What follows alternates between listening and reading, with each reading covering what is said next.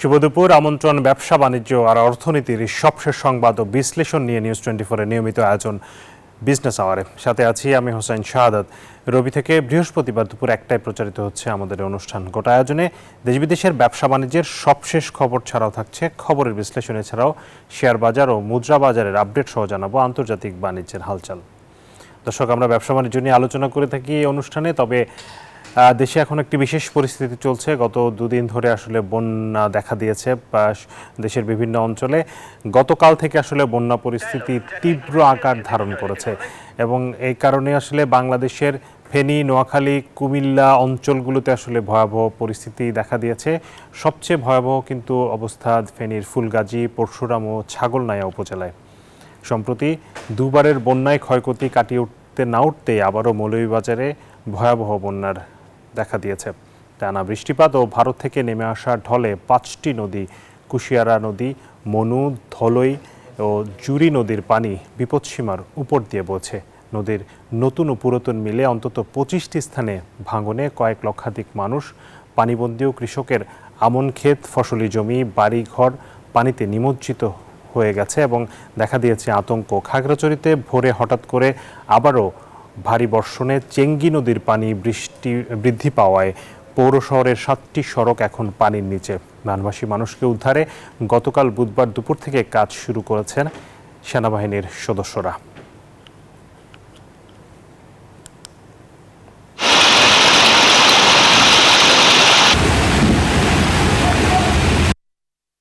লাভাতে আমরা ছাদে উঠছিলাম, ছাদের উপরে উঠে ছাদে থাকছিলাম, কোনো খাবার দাবার পাই নাই, খাইতে পারি নাই।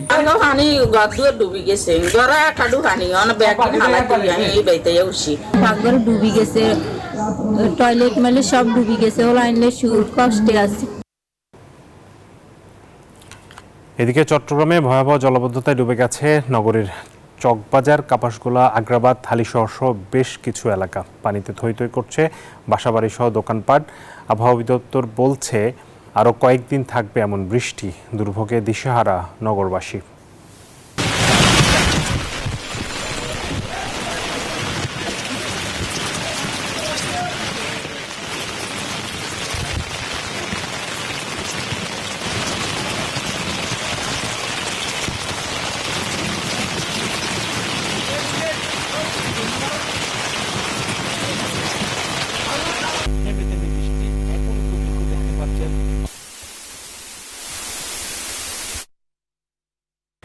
দর্শক, এবারে যাব আমরা আমাদের নির্ধারিত আলোচনায়। দেশের বিদ্যমান সার্বিক অর্থনৈতিক অবস্থার চিত্র তুলে ধরতে একটি শ্বেতপত্র প্রকাশের উদ্যোগ নিয়েছে অন্তর্বর্তীকালীন সরকার। বিশিষ্ট অর্থনীতিবিদ ও বেসরকারি উন্নয়ন সংস্থা সেন্টার ফর পলিসি ডায়ালগ সিপিডির সম্মাননীয় ফেলো ডক্টর দেবপ্রিয় ভট্টাচার্যকে প্রধান করে একটি কমিটিও গঠন করা হয়েছে। শ্বেতপত্রে দেশের অর্থনীতির সামগ্রিক চিত্র উঠে আসবে, পাশাপাশি সংকট উত্তরণে সরকারের কৌশলগত পদক্ষেপ, জাতিসংঘের টেকসই অভীষ্ট লক্ষ্যমাত্রা বা এসডিজি বাস্তবায়ন এবং স্বল্পোন্নত দেশ থেকে উন্নয়নশীল দেশে উত্তরণে করণীয় বিষয়ের প্রতিফলনও থাকবে বলে জানা গেছে। এ বিষয়ে আমরা আলোচনা করতে চাই। আমাদের সাথে যুক্ত হয়েছেন বিশিষ্ট অর্থনীতিবিদ, পলিসি এক্সচেঞ্জ বাংলাদেশের chairperson doctor Masrur Riaz. Doctor Masrur, আপনাকে স্বাগত জানাচ্ছি। আপনি নিশ্চয়ই খুবই ভালোভাবে অবগত আছেন বাংলাদেশের যে অর্থনৈতিক পরিস্থিতি একটি প্রেক্ষাপট পরিবর্তন, পট পরিবর্তনের কারণে আসলে আমরা এমনিতেই গত কয়েক বছর, অন্তত গত 1 থেকে 1.5 বছর ধরে অর্থনীতির যেই টালমাটাল পরিস্থিতি সেটি কিন্তু এখন নতুন চ্যালেঞ্জের মুখে পড়েছে। কারণ নতুন সরকারকে আবার নতুনভাবে প্রশাসনিক সংস্কার করতে হচ্ছে, প্রতিষ্ঠানগুলোকে সংস্কার করতে হচ্ছে, সব কিছু মিলিয়ে নিরাপত্তাকে নিশ্চিত করার একটা ব্যাপার আছে। সেই জায়গাটাতে গত 15 বছরের যে অনিয়ম এবং দুর্নীতি সেটির একটি শ্বেতপত্র প্রকাশ করার একটা উদ্যোগ নেওয়া হয়েছে। কি থাকা উচিত বলে আপনি মনে করেন এবং আগামী দিনের পরিকল্পনা তো থাকবে, কিন্তু গত 15 বছরের যে ফিরিস্তি সেটি আসলে কিভাবে উঠে আসা উচিত এই শ্বেতপত্রে? ধন্যবাদ। আমি মনে করি অন্তর্বর্তীকালীন সরকার এই যে হোয়াইট পেপার অর্থনীতির উপর করার যে উদ্যোগটা নিয়েছে অত্যন্ত সময়োপযোগী, অত্যন্ত প্রয়োজনীয় এবং আমি মনে করি এটার একটা ব্যাপক সুফল বাংলাদেশ পাবে, অর্থনীতি বাংলাদেশ এবং বাংলাদেশের জনগণ।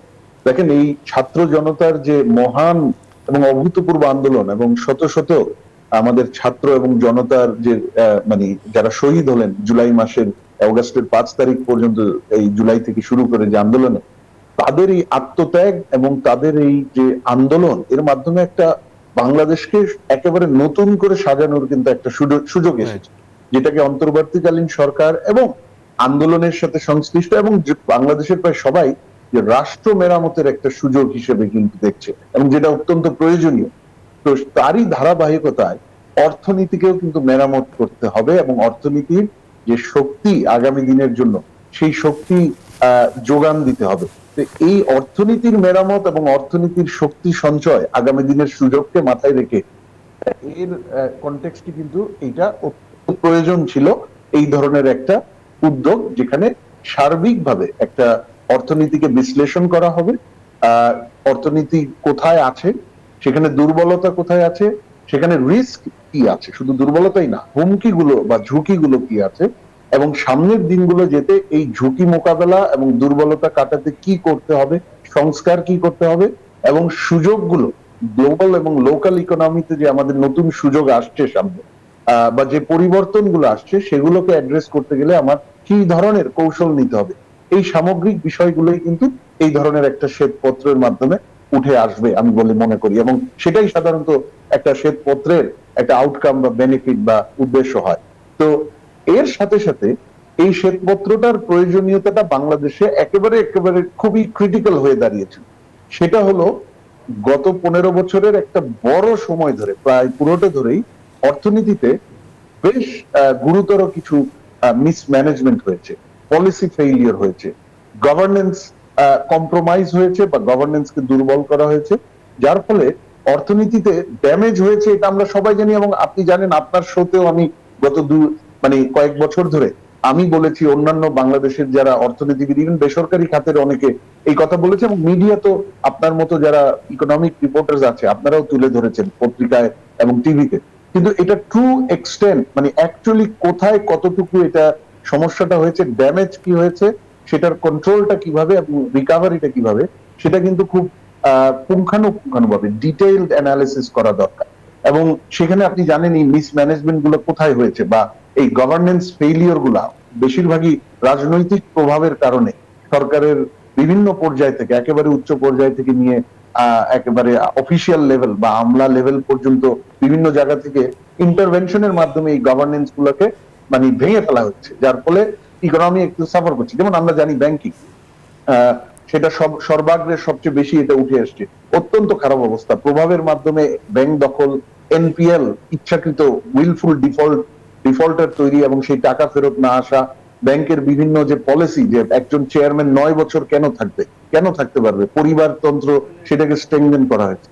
ব্যাংকিং এর বাইরেও কিন্তু ব্যাপক প্রবলেম হচ্ছে। আপনারা জানেন, এই অর্থনীতি বা বেসরকারি খাতে বাংলাদেশের মতো জনবহুল দেশে, এবং যেখানে ডেমোগ্রাফিক ডিভিডেন্ড আছে, সেখানে কর্মসংস্থান তৈরি করা, মানে ভালো কর্মসংস্থান, যেটাকে আমরা বলি আমরা যেটা বলি গেইনফুল এমপ্লয়মেন্ট, যার ইনকাম ভালো, যার থেকে যার পরিবেশ ভালো কাজের, সেটা তৈরি করা আমাদের একটা সবচেয়ে বড় আমাদের একটা অর্থনৈতিক উদ্দেশ্য হওয়া উচিত ছিল।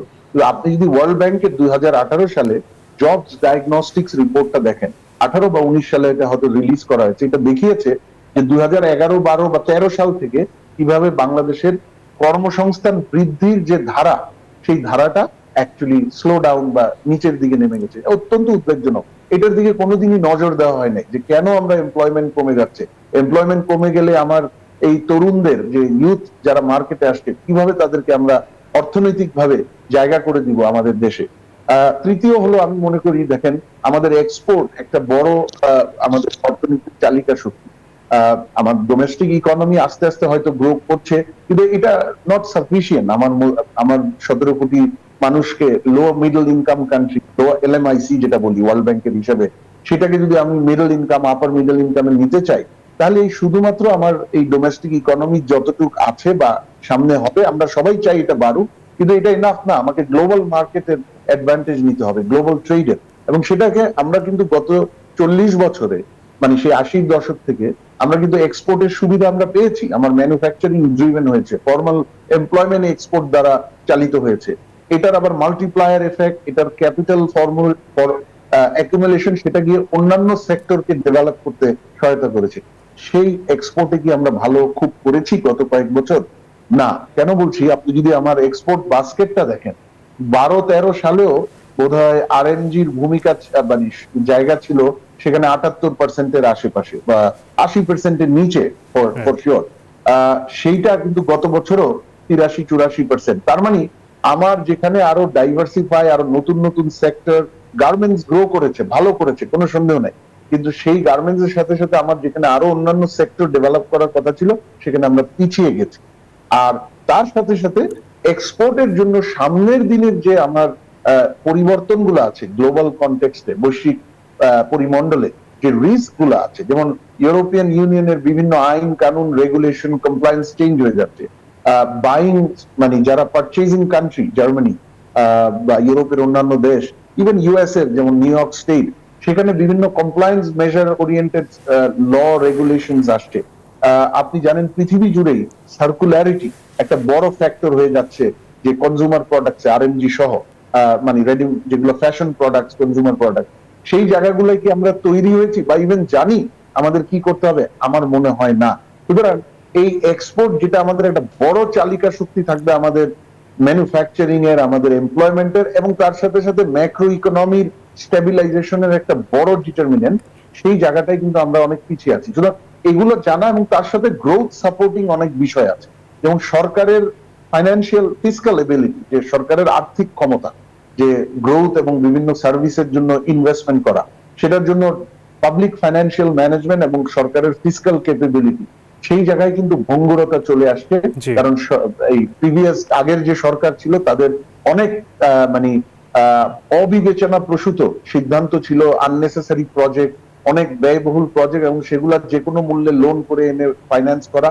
এইটা কিন্তু এই প্রিভিয়াস সরকারের যে অবিবেচনা প্রসূত এবং অর্থনৈতিকভাবে খুবই ডেঞ্জারাস বা অর্থনীতির জন্য ক্ষতিকর সিদ্ধান্তগুলোর জন্য সরকারের যে ক্ষমতা ইনভেস্টমেন্ট করা, পাবলিক ইনভেস্টমেন্ট, গ্রোথ সাপোর্ট করার, সেটাও কিন্তু লিমিটেড হয়ে গেছে। সুতরাং আমরা শ্বেতপত্রে দেখছি এই বিষয়গুলো কিন্তু দেখবে, যেমন পাবলিক ফাইন্যান্সিয়াল ম্যানেজমেন্ট, প্রাইভেট সেক্টরের যে এক্সপোর্ট এবং ইনভেস্টমেন্ট, সেই বিষয়গুলো। তার সাথে সাথে গত কয়েক বছরের যে গত 2 বছরের এগেইন বিভিন্ন পলিসি ফেইলিওর, যে গত সরকারের সময়ে যে বিভিন্ন পলিসি ফেইলিওর হয়েছে, তার কারণে যে দুটা জায়গায় আমাদের ম্যাক্রো ইকোনমিক রিস্ক 2 বছর ধরে বিদ্যমান বা চ্যালেঞ্জ বিদ্যমান, একটা হলো ইনফ্লেশন, এবং সেটা ক্রমাগত বাড়ছে। লেটেস্টে আমরা দেখেছি 14%-এ চলে গেছে। আর তার সাথে আমাদের যে ব্যালেন্স অফ পেমেন্ট বা আমাদের বাহ্যিক সেক্টরের যে স্থিতিশীলতা, সেটা নষ্ট হয়ে গেছে। 37-38% 1.5-2 বছরে আমার টাকার মান পড়ে গেছে। আমার ব্যালেন্স সরকারি ফরেন এক্সচেঞ্জ রিজার্ভ ক্রমাগত পড়ছে, নেট রিজার্ভ হয়তো 13-14 বিলিয়ন ডলার হয়েছে। সেগুলো কিন্তু অনেকগুলাই অ্যাভয়েডেবল ছিল, রাইট টাইমে রাইট পলিসি আসে নাই, বা এমন পলিসি এসছে যেটা কিন্তু এই পতনগুলোকে ত্বরান্বিত করেছে। যেমন আপনার টাকা পাচার, সেটার কারণে আমার ডলার ডিমান্ড, হুন্ডির ডিমান্ড এগুলো বেড়ে গেছে। এগুলো কিন্তু রাইট টাইমে চেক। এই জায়গায় ডক্টর মাসুর, হয়তো বেটার জায়গায় থাকতে পারে। এই জায়গায় ডক্টর মাসুর আপনাকে একটু থামাচ্ছি। আমি আপনার কথা সূত্র ধরেই আমি একটু যোগ করতে চাচ্ছিলাম যে গত সরকারের আমলে যেটি হয়েছে, যে মানুষকে আসলে বোঝানো হয়েছে আমরা আসলে অর্থনৈতিক উন্নয়ন করছি, উন্নয়নের এক ধরনের একটি সাধারণ মানুষের উন্নয়নের পর্দা দেওয়া হয়েছে চোখের সামনে, এবং বলা হচ্ছে যে গণতন্ত্রের চেয়ে আসলে উন্নয়নটা বেশি দরকার। সেই কারণে আসলে মানুষকে গণতন্ত্রের জায়গাটাতে বঞ্চিত করা হয়েছে, কথা বলতে দেওয়া হয়নি, নির্বাচনগুলো সুষ্ঠুভাবে করা হয়নি।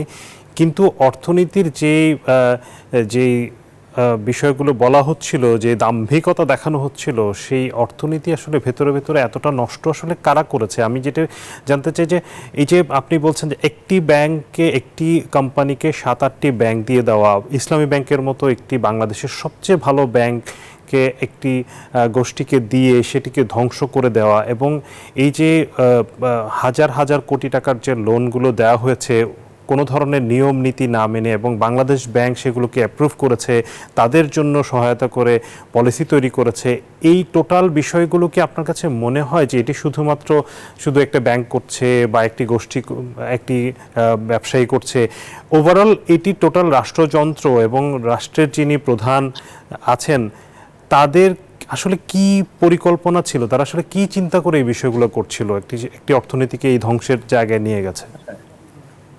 জি, নিশ্চিতভাবে এটা একটা ব্যাংকের ভিতরেও একটা শুধু ব্যাংকের মালিক বা ম্যানেজমেন্ট দ্বারা এটা সম্ভব না। যে পরিমাণ অনাচার, যে পরিমাণ মানে অন্যায় করা হয়েছে, যে পরিমাণ ক্ষতি করা হয়েছে, এটা একটা ব্যাংকের মালিক বা একটা ব্যাংকের ম্যানেজমেন্ট তারা এককভাবে এটা করতে পারে না। এটা শুধুমাত্র বাংলাদেশ ব্যাংকের দুর্বলতার জন্য এত বড় হতে পারে না, এবং বাংলাদেশ ব্যাংক তার যতটুকু সামর্থ্য বা দুর্বলতা আছে, আপনি যদি দেখেন 90-এর দশকে, 2000-এর দশকে, এই 2012, 13 বা 14-র আগ পর্যন্ত বাংলাদেশ ব্যাংক তো এই কাঠামো এবং এই জনবল নিয়ে কখনো এই লেভেলের কম্প্রোমাইজ করেনি বা এই লেভেলের অন্যায় হতে দেয়নি। এটা আমরা সবাই জানি এবং এটা ভেরি ক্লিয়ার প্রমাণ উঠে এসছে যে একেবারে সরকারের সর্বোচ্চ পর্যায়ে যারা একেবারে শাসক ছিলেন, তাদের সাথে সংশ্লিষ্ট বিজনেস গ্রুপ, যাদেরকে অলিগার্ক বলা হয়, সেই শাসক শ্রেণী বা শাসক যারা ছিলেন তাদের সাথে লিঙ্কড অলিগার্ক, তারা যৌথভাবে মানে শাসক শ্রেণী থেকে বা শাসক গোষ্ঠী থেকে, শ্রেণী বলাটা ঠিক না, যারা মানে দেশ শাসনের মানে কন্ট্রোলে ছিলেন, যাদের হাতে শাসনের মানে দ্বন্দ্বটা তাদের ছিল একদম সর্বোচ্চ পর্যায় থেকে, রাষ্ট্রের এবং সরকারের, তাদের সর্বোচ্চ সহযোগিতা ইন্টারভেনশনের মাধ্যমে এই অলিগার্ক বিজনেস গ্রুপগুলা তারা এই ব্যাংকগুলোকে লুট করেছে, ব্যাংক দখল করেছে। দখল করার পরে যেভাবে ইচ্ছে সেভাবে, আমরা এখন পেপারে দেখছি এসালম গ্রুপ একাই ইসলামী ব্যাংক, যেটা বাংলাদেশের সবচাইতে, বাংলাদেশ না, এশিয়ার ওয়ান অফ দ্য স্ট্রংগেস্ট এবং বেস্ট প্র্যাকটিস বা বেস্ট গভর্ন ব্যাংক হিসেবে পরিচিত ছিল 2013-14 পর্যন্ত, সেটাকে একটা হোস্টাইল টেক ওভার, তার মাধ্যমে যেটা কিন্তু সাপোর্টেড হয়েছে বা যেটা গ্রিন সিগন্যাল পাওয়া গেছে রাষ্ট্রের বা সরকারের সর্বোচ্চ পর্যায় থেকে, তার ভিত্তিতে take over, hostile take over করে এখান থেকে 75,000 কোটি টাকা নিয়ে গেছে শুধুমাত্র যে গ্রুপ এটা দখল করেছে, ওনারশিপ শুধু তারাই। আর তাদের নামে বেনামে হয়তো দেখা যাবে, এটা ফরেনজিক অ্যাকাউন্টিং বা অডিট হলে বোঝা যাবে যে আরো কত গেছে। 75,000 অলরেডি আমরা পত্রিকায় 2 দিন 3 দিন আগে দেখেছি। আমরা এটা সম্বন্ধে জানতাম, কানাঘুষা হতো, এটা প্রমাণ ছিল না। এখন একেবারে বাংলাদেশ ব্যাংকের যে এই রাজনৈতিক আন্দোলনের মাধ্যমে রাজনৈতিক ক্ষমতার পরিবর্তনের কারণে, এখন যেহেতু অন্তর্বর্তীকালীন সরকার অত্যন্ত জনগণের সরকার, জনগণের যে বা দেশের যে স্বার্থ সেটাকে দেখছে, এবং বাংলাদেশ ব্যাংকে খুব শক্ত এবং মানে খুবই কম্পিটেন্ট নেতৃত্ব এসছেন আমাদের নতুন গভর্নর মহোদয়ের মাধ্যমে। আমার মনে হয় বাংলাদেশ ব্যাংক এখন খুবই স্বল্প সময়ের মধ্যে এই তথ্যগুলা জনসমক্ষে নিয়ে আসছে। এই জন্য আমি বাংলাদেশ ব্যাংককে ধন্যবাদ জানাই, এবং বাংলাদেশ ব্যাংককে এই স্বাধীনতাটা দেওয়ার জন্য অন্তর্বর্তীকালীন সরকার, তাদেরকেও আমি মনে হয় আমাদের ধন্যবাদ জানানো উচিত। কারণ এই যে অনাচার হয়েছে গত 10, 12, 14 বছরে প্রিভিয়াস সরকারের মাধ্যমে, সেখানে ব্যাংকিং এর অনাচারটার একটা মূল ভিত্তি ছিল কিন্তু সেন্ট্রাল ব্যাংকের স্বাধীনতাটাকে একেবারেই খর্ব করে দেওয়া হয়েছিল। সেই স্বাধীনতাটা কিন্তু আমরা দেখতে পাচ্ছি গত কয়েকদিন। সেখানে নেতৃত্ব যে এসছে তার বলিষ্ঠ পদক্ষেপ, তার স্বাধীনতা দেখতে পাচ্ছি, এবং এটা অন্তর্বর্তীকালীন সরকারেরই আমি মনে করি সঠিক অ্যাপ্রোচ, যে কিভাবে একটা ব্যাংকিং সেক্টর ম্যানেজ হওয়া উচিত, সেন্ট্রাল ব্যাংক কিভাবে তার কাজ করা উচিত, তারা সঠিক জায়গাতেই গেছে। এখন আগের যে ইয়েটা ব্যাংকিং আপনি বললেন, একটা হলো যে এটা শুধু ব্যাংক মালিক বা একটা বিজনেস গোষ্ঠী একা এটা করেনি বা পারতো না তারা করতে, তারা যদি সর্বোচ্চ পর্যায়ে রাজনৈতিক সমর্থন এবং হস্তক্ষেপ তাদের, অর্থাৎ আপনি বলতে চাচ্ছেন যে তখনকার যে প্রধানমন্ত্রী ছিলেন তিনি এবং তার নিশ্চয়ই তার পরিবারের সদস্যরা, আমরা বিভিন্নভাবে শুনতে পাচ্ছি, এটা তো ভেরি ক্লিয়ার। গত কয়েকদিনে তো এটা তো কানাঘুষা কয়েক বছর আগে থেকেই ছিল, কিন্তু আমি একটু পরিবেশে কেউ কথা বলতে পারতেন না, বাট গত কয়েকদিনে কিন্তু এটা চলে এসছে সবার সামনে, যেটা একদম সরকারের সর্বোচ্চ পর্যায় থেকে আসছে, যিনি শাসনের দায়িত্বে ছিলেন প্রধানমন্ত্রী এবং তার সাথে লিঙ্ক। কিন্তু এটা আমি একটু বলতে চাই সাদত ভাই, এটার সাথে আরো একটা জায়গায় কিন্তু ওই গত 15 বছরে আপনি বলেছিলেন, বলা হয়েছিল অনেক উন্নয়ন, ব্রিজ, এই সেই গণতন্ত্রটাকে আসলে প্রাধান্য দেওয়া হয়নি, বরঞ্চ বলা হয়েছিল উন্নয়ন থাকলে গণতন্ত্র দরকার কি, কেউ কেউ এরকম বলতেন গত সরকারের। এটা কিন্তু এটা অত্যন্ত রং, এটা সবসময় পৃথিবীর কোথাও এটা কাজ করেনি, এটা হওয়া উচিত না। আপনি যদি মানুষের বেসিক ফ্রিডম না থাকে, freedom of speech, freedom of expression, rights না থাকে, আপনার যদি মানে বেসিক মানবাধিকার না থাকে, আপনি গুম হয়ে যাবেন কথা বলার জন্য, তাহলে সেই ইট পাথরের উন্নয়ন দিয়ে কি করবে মানুষ? এবং সেটারই কিন্তু রিফ্লেকশন আমরা জুলাই মাস থেকে দেখেছি, যখন শুরু হয়েছিল কোটাকে কেন্দ্র করে খুবই যৌক্তিক আন্দোলন, কিন্তু তারপরে যখন মানুষ, পুরো দেশের মানুষ এটাতে ছাত্রদের সমর্থনে এগিয়ে আসলো, সেখানে কিন্তু আপনি যে আমাদের যে ফ্রিডম ছিল না, রাইটস ছিল না, ভায়োলেশন হয়েছে বেসিক হিউম্যান রাইট, সেগুলোর প্রতিবাদও কিন্তু আমরা এই আন্দোলনের মধ্যে যে মানুষের সম্পৃক্ততা, জনমানুষের, সেটা কিন্তু প্রমাণ করে। কিন্তু এই অ্যাপ্রোচটা গত সরকারের সবসময় ভুল ছিল। উন্নয়ন কখনো ডেমোক্রেসি, রাইটস এবং ফ্রিডমের অল্টারনেটিভ হতে পারে না। মানুষ সবার আগে, মানুষ সেই মানুষ যদি ফ্রিডম না থাকে, তার যদি রাইটস না থাকে, তার যদি বেসিক মানবাধিকার না থাকে, তাহলে সে ইট পাথরের উন্নয়ন দিয়ে তার কোনো লাভ হয় না, সেটা চায়ও না, এবং সেটাই কিন্তু আমরা দেখেছি। এবং পরিষ্কার মাসুর ভাই, আমরা রং ডক্ট্রিনটাকে স্টাবলিশ করার জন্য আমরা দেখেছি যে ইভেন ইকোনমিক তথ্য বা ডেটা এই জায়গাতেও কিন্তু ম্যানিপুলেট করা হয়েছে, যে দেখানো হয়েছে ব্যাপক ভালো হচ্ছে, কিন্তু আসলে হয়নি অনেক জায়গায়। এই ম্যানিপুলেশনের জায়গা থেকে আমি খুব ছোট্ট করে 1 মিনিটের মধ্যে আপনি প্রশ্নটির উত্তর দেবেন, একেবারে ছোট করে জানতে চাইবো, এই যে তথ্যের যে সবসময় একটা গরমিল করা হতো, সেটিকে আমাদের যে আমরা যে উন্নয়নশীল দেশ থেকে উত্তরণের যেই 3টি সূচক ছিল, সেই সূচকে 3টিতেই আমরা উত্তরণ আমরা ভালো করেছি, এবং যে কারণে আমরা 2026-এ আসলে এলডিসি থেকে বের হয়ে যাওয়ার যে প্রক্রিয়া আছে, আপনার কাছে কি এই মুহূর্তে মনে হয় যে সেখানে তথ্যের কোনো গরমিল করা হয়েছে, এবং এই যে এখন বর্তমান পরিস্থিতি, সেখানে আমাদের এই এলডিসি গ্রাজুয়েশনের যে প্রক্রিয়া, সেখান থেকে কিছুটা নিজেদেরকে পেছানো উচিত, বা সেই সুযোগটা আছে, যেহেতু আমরা অনেক সুযোগ সুবিধা আসলে পাবো না? দেখুন, যে তথ্যের যেই ডেটা ভিত্তিতে, যে তথ্য এবং উপাত্তর ভিত্তিতে এলডিসি গ্রাজুয়েশন হয়, কোয়ালিফিকেশনটা নির্ধারণ করা হয়, তার মধ্যে এরকম অনেক এরিয়া আছে যেগুলো অলরেডি আমরা দেখছি যে সেগুলোতে মানে প্রমাণিত হয়েছে যে ডেটা আসলে এখানে ম্যানিপুলেশন। যেমন আমার যে ধরেন পার ক্যাপিটা ইনকাম, সেটার সাথে জিডিপির সম্পর্ক, সেই জিডিপির ক্যালকুলেশন, যেমন আপনি জানেন যে 10 বছরে $63 বিলিয়ন এক্সপোর্ট বাড়িয়ে দেখানো হয়েছে, এটা অলরেডি প্রমাণিত হয়েছে। শুধুমাত্র গত 2 বছরেই প্রায় $24 বিলিয়ন বাড়িয়ে দেখা হয়েছে এই 63 থেকে। তাহলে এটার কারণে যে জিডিপি রিভাইজড হবে, জিডিপি রিভাইজড হলে আমার যে পার ক্যাপিটা ইনকাম, সেই জায়গাতে রিভিশন হবে। তো এটা অলরেডি প্রমাণিত। এর সাথে সাথে জিডিপি গ্রোথ, এটা নিয়ে কিন্তু এখন যে জিডিপি গ্রোথটা গত কয়েক বছরে এসছে, এই যে বিভিন্ন যে মানে সাপোর্টিং ডেটা, সেখানে যে গরমিল লক্ষ্য করা যাচ্ছে বা কিছু অলরেডি প্রমাণিত হয়েছে, তার ভিত্তিতে কিন্তু গ্রোথ ডেটাও কোয়েশ্চেনেবল হতে মানে হওয়ার কথা, এটাই হওয়ার কথা। দেখেন, আর তার সাথে সাথে ব্যাংকিং সেক্টরের যে vulnerability, true NPL, non performing loan, এটা নিশ্চিতভাবে যা অফিশিয়ালি দেখানো হয়েছে গত কয়েক বছর 10.5-11%। আপনি একটু যদি ছোট করে জাস্ট বলেন যে আমাদের কি আসলে এলডিসি গ্রাজুয়েশনের প্রক্রিয়া পেছানো উচিত কিনা? এটা খুব গভীরভাবে আমার মনে হয় এই মুহূর্তে এলডিসি এটা নিয়ে এই যে শ্বেতপত্রটা হবে, এখানে যে অ্যানালিসিসটা হবে, এটার ভিত্তিতে আমার মনে হয় এটা ভেবে দেখার মতো যথেষ্ট কারণ আছে। মানে এলডিসি গ্রাজুয়েশন করতেই হবে 26 সালে, আমার মনে হয় এইটা এই মুহূর্তে আমাদের সেই পজিশনে থাকা উচিত না।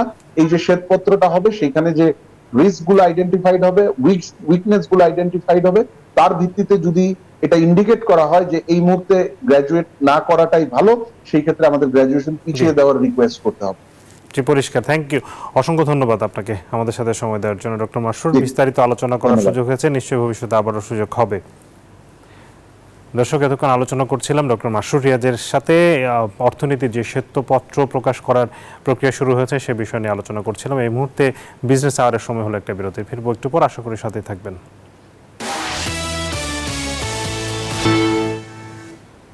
দর্শক, আবারও স্বাগত জানাচ্ছি বিজনেস আওয়ারে। দর্শক, এই মুহূর্তে আমরা যেতে চাই রাজধানীর টিএসসিতে, সেখানে কথা বলছেন বৈষম্য বিরোধী আন্দোলনের সমন্বয়ক হাসনাত আবদুল্লাহ। তিনি কথা বলছেন বন্যায় ক্ষতিগ্রস্ত যারা হয়েছেন বিভিন্ন জায়গায় তাদেরকে ত্রাণ সামগ্রী বিতরণ বিষয়ে।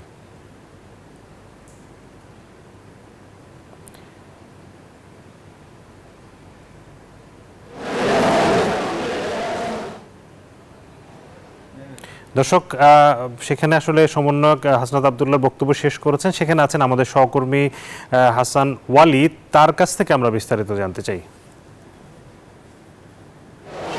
ওয়ালি, আপনি আমাদেরকে একটু জানাবেন যে আমরা দেখতে পাচ্ছি ত্রাণ সংগ্রহ করা হয়েছে। জি বলুন, আপনি বলুন ওয়ালি, আপনি বলুন। জি জি গতকাল রাত থেকেই মূলত এই কার্যক্রম শুরু করে বৈষম্য বিরোধী ছাত্র আন্দোলন। আজকে সকাল থেকে টিএসসির বাইরে এই কার্যক্রম চলছে, যেখানে কিন্তু সাধারণ মানুষের উপস্থিতিতে আমরা দেখেছি একেবারে খেটে খাওয়া মানুষ, রিক্সা শ্রমিক থেকে শুরু করে নানান শ্রেণী পেশার মানুষ কিন্তু ব্যক্তি উদ্যোগে, অনেকে সামাজিকভাবে অনেকের কাছ থেকে উত্তোলন করে মূলত বন্যা দুর্গত যে মানুষজন রয়েছেন তাদের পাশে দাঁড়ানোর জন্য যে গণত্রাণ সহায়তা কার্যক্রম চলছে সেটিতে অংশ নিয়েছে। মূলত শুকনো খাবার যেগুলো সেটি মূলত এখন সংগ্রহ করা হচ্ছে। আমরা দেখছি মুড়ি, চিরা যেমন রয়েছে, একই সঙ্গে বিস্কিট রয়েছে, স্লাইন, ওষুধ, আমরা নুডলসও দেখতে পাচ্ছি, যেগুলো আসলে কয়েকদিন ভালো থাকবে, নষ্ট হবে না এমন যেসব খাদ্যদ্রব্য রয়েছে সেগুলো মূলত সাধারণ মানুষ দিচ্ছেন। একই সঙ্গে অর্থ সহায়তাও করছেন সাধারণ মানুষ, যেটি আসলে বৈষম্য বিরোধী ছাত্র আন্দোলনের সমন্বয়ক একটু আগে কথা বলেছেন হাসনাত আব্দুল্লাহ। তিনি একই সঙ্গে বেসরকারি যেসব প্রতিষ্ঠান রয়েছে তাদেরকেও সরকারের পাশে এসে দাঁড়ানোর আহ্বান জানিয়েছেন। তিনি বলছেন যে এটি ভারতের পক্ষ থেকে যেই বাঁধ খুলে দেওয়ার যে ঘটনা, তিনি বলছেন যে এটি তারা কথা বলবেন এবং এই ধরনের আচরণ তারা প্রত্যাশা করেন না। একই সঙ্গে বন্ধুসুলভ আচরণ প্রত্যাশা করেন ভারতের সঙ্গে, এমন প্রত্যাশার কথা কিন্তু জানিয়েছেন আমাদেরকে। আমার সঙ্গে একজন রয়েছে যিনি স্বেচ্ছাসেবী হিসেবে কাজ করছেন এই জায়গাটিতে। আসলে কি ধরনের খাবার আসলে আসে, আমরা দেখছি নানান মানুষ আসলে খাবার নিয়ে আসেন, অনেকে অর্থ সহায়তা করছেন, অনেকে ঘরে রাখা খাবারের বাকি অংশটুকু দিচ্ছে। কেমন আসলে সারা পাচ্ছেন, কি খাবার বেশি পাচ্ছেন? আচ্ছা দেখুন, আমি আপনাকে একটু কারেকশন করতে চাই। আমি হচ্ছে বায়েজিদ হাসান, বৈষম্য ছাত্র আন্দোলনের একজন সহ সমন্বয়। আর আমরা আপনারা দেখতে পাচ্ছেন যে সকাল থেকে আমরা আমাদের গণত্রাণ সংগ্রহ কর্মসূচি পালন করে আসছি। টিএসসিতে আমরা আমাদের দেশের সর্বস্তরের মানুষজনকে আহ্বান করছি যেন আমাদেরকে হচ্ছে আমাদের এই টিএসসির গণত্রাণ সংগ্রহ কর্মসূচিতে অংশ নেয় এবং যে যা পারে সেটাই আমাদেরকে ডোনেট করে বা আমাদেরকে দিয়ে সাহায্য করে। আপনারা দেখতে পাচ্ছেন যে কেমন খাদ্যদ্রব্য আসছে দেশের সকল মানুষ আসলে উগ্রীব হয়ে আছে আমাদের সাহায্য করার জন্য। আপনি দেখতে পাচ্ছেন শুকনো খাবার, মেডিসিন, মুড়ি, কেক, এইসব জিনিসপত্র বেশি আসতেছে, স্যানিটারি ন্যাপকিন, মেডিসিন সহ আরও মানুষকে ইমিডিয়েট সাহায্য করার জন্য যেসব জিনিস দরকার সেসব জিনিস বেশি আসতেছে। ধন্যবাদ আপনাকে। যেমনটা আসলে জানাচ্ছিলেন এই বৈষম্য বিরোধী ছাত্র আন্দোলনের একজন সহ সমন্বয়ক, যেটি আসলে আমরা খেজুর দেখতে পাচ্ছি, চিনি আছে, এরকম নানান ধরনের বিস্কিট আছে, নানান ধরনের খাদ্যদ্রব্য কিন্তু সাধারণ মানুষ দিচ্ছেন। এরই মধ্যে বৈষম্য বিরোধী ছাত্র আন্দোলনের একটি প্রতিনিধি দল বন্যা দুর্গত এলাকা ফেনী সহ অন্যান্য এলাকায় পৌঁছেছে যেটুকু আমরা জানতে পেরেছি, এবং এটি পানি কিছুটা নামলে এখন আসলে তাদেরকে উদ্ধার কাজ সেটি পরিচালনা করছেন। পানি কিছুটা নামলে পরে এই যে খাদ্য দ্রব্য মানুষ সহায়তা করছেন সেটি পৌঁছে দেওয়া হবে। শাহাদাত, আপনাকে ধন্যবাদ। দর্শক, টিএসসিতে থেকে জানাচ্ছিলেন হাসান ওয়ালি। সেখানকার বৈষম্য বিরোধী আন্দোলনের সমন্বয়করা এবং সাধারণ শিক্ষার্থীরা কিন্তু বন্যা কবলিতদের জন্য ত্রাণ সামগ্রী সংগ্রহ করছেন এবং সেগুলো বিতরণের প্রস্তুতি নিচ্ছেন। এবারে দেখাতে চাই শেয়ার বাজারের খবর।